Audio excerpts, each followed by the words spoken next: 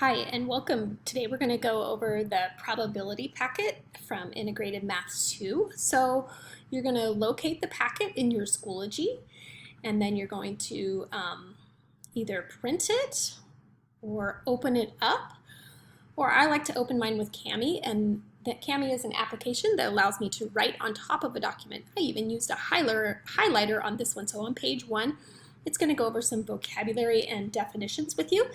So if you want to use the highlighter to highlight those definitions, that's great. So I highlighted probability, which is the likelihood of an event to occur, and I highlighted theoretical probability, which is when you can mathematically calculate the probability. And then I highlighted the different forms of how we write the probability mathematically. So if we can write it as a fraction, 4 out of 16 chances, I reduce that to 1/4. Then that gets changed to a decimal, which is 0.25, and then that gets changed to a percent. Okay, so if you don't have a calculator out and you are a person who needs a calculator, now might be a great time to pull your calculator out. Okay. All right, I am going to show you how to use the calculator. So for question 245, it says, while waiting for a bus after school, Renee programmed her MP3 player to randomly play 2 songs from her playlist at right. Assume that the MP3 player will not play the same song twice. So for part A, they want us to make or create a sample space, which is a list of possible outcomes for the probabilistic situation. List the sample space for all the combinations of the 2 songs that Renee could select, and the order in which she hears the song does not matter, so it could be first or second. And then how can you be sure that you listed all of the song combinations? Okay, so A is I Love My Mama, B is Don't Call Me Mama, C is Carefree and Blue, D is Go Back to Mama, and E is Smashing Lollipops. Okay? So I just used the alphabets, the A, B, C, D, and E. I didn't write out the names of the song because that would have taken me forever. Okay, so first I started with the A's. So I matched up A with B, A with C, A with D, and A with E. That covered all of the A's. Then I listed all of the B's. Well, why didn't I start with BA? Because BA was already covered over here. And we can't have BB, we just have to go to BC, BD, and BE. Then I listed the C's.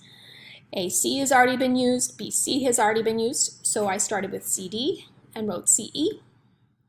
And then the last one was just DE. Okay, so how do I know that I got them all? Because I just went in order.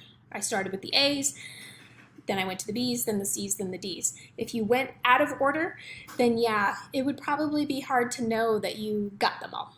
Okay, so going in order is great. Okay, so question letter B says, are each of these combinations of the 2 songs equally likely? And why is that important?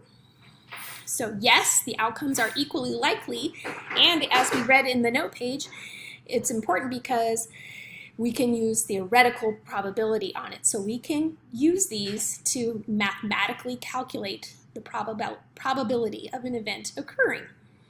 Okay, so for part C, it says calculate the probability that Renee has 2 songs with the name Mama in the title. You notice how many had Mama? A had Mama, B had Mama, D had Mama. So over here I wrote that A, B, and D all had the word Mama in the title. And there were 3 out of these 10 choices. So this one, 2 songs. A, B, the first one, A, B. This one, AD, and then BD, the one right here. So there were 3 out of, and I counted 10, 4, 7, 8, 9, 10. So 3 out of the 10 choices we had were had the word mama, And 3/10 is the fraction, which is a decimal, is 0.3. And then if you change that to a percent, it becomes 30%. All right, so if you have a calculator, be ready for question D. Okay, so D says, what is the probability that at least one of the songs will have the name Mama in the title? So these questions sound almost the same. This one, though, it was 2 songs, and this one, it's one of the songs, okay?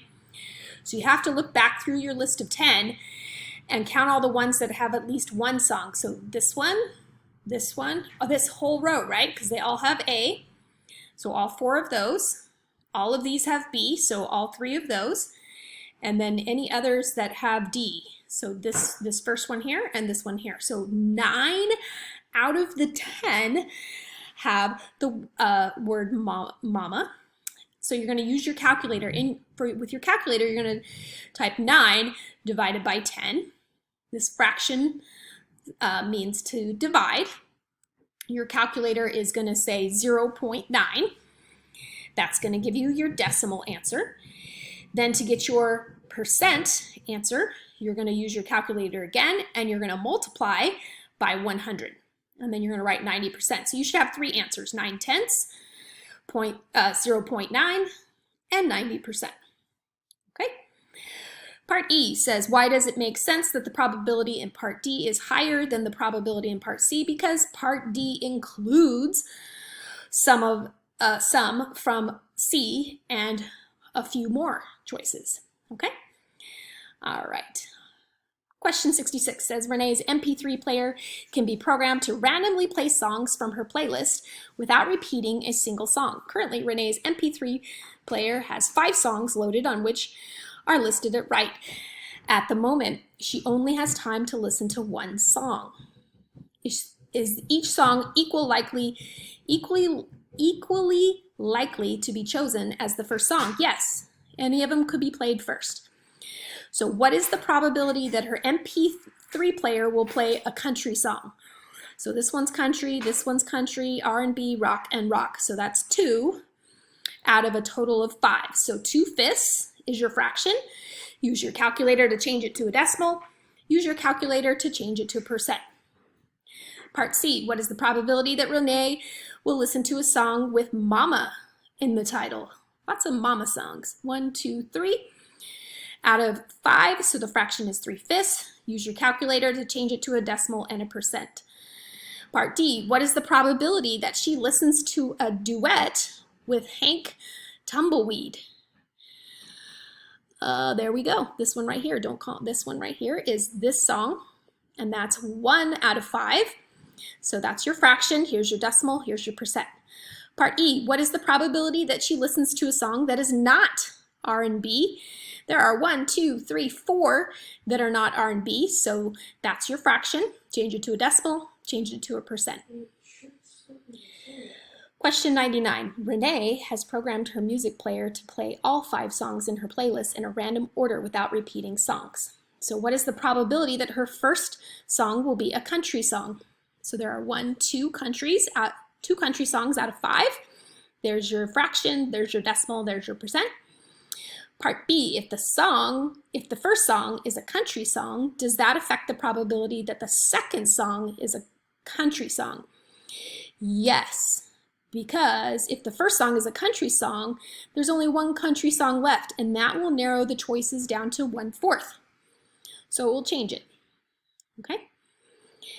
Part C, as songs are playing, the number of songs left to play decreases. Therefore, the probability of playing each of the remaining songs depends on which song have played before it. This is an example of events that are not independent. If Renee has already listened to Don't Call Me Mama, Carefree and Blue, and Smashing Lollipops, what is the probability that one of the singers of the 4th song will be Sapphire? Explain your reasoning. Okay, so what's left? Only 1 out of 2 songs that are left. That's your decimal, that's your percent. And of the 2 song choices left, only 1 of them is Sapphire, okay? Part D, to get home, Renee can take one of 4 buses, bus 41, 28, 55, or 81. Once she is on a bus, she will randomly select one of the following equally likely activities: listening to her music player, writing a letter, or reading a book. Her choice of bus and her choice of entertainment are independent events because the bus that Renee takes does not affect which activity she chooses. For example, if the probability that Renee writes a letter, if she takes the 41 bus, what is the probability that Renee writes a letter if she takes the number 55 bus? It's still 1 out of 3 of the events. So you change it to a decimal, change it to percent. All right, the last one, question 118 says, which of the following events are independent? And so I highlighted this right here. It says 2 events are independent if knowing that one event occurred does not affect the probability of the other event happening. Okay, so they're going to give you a statement.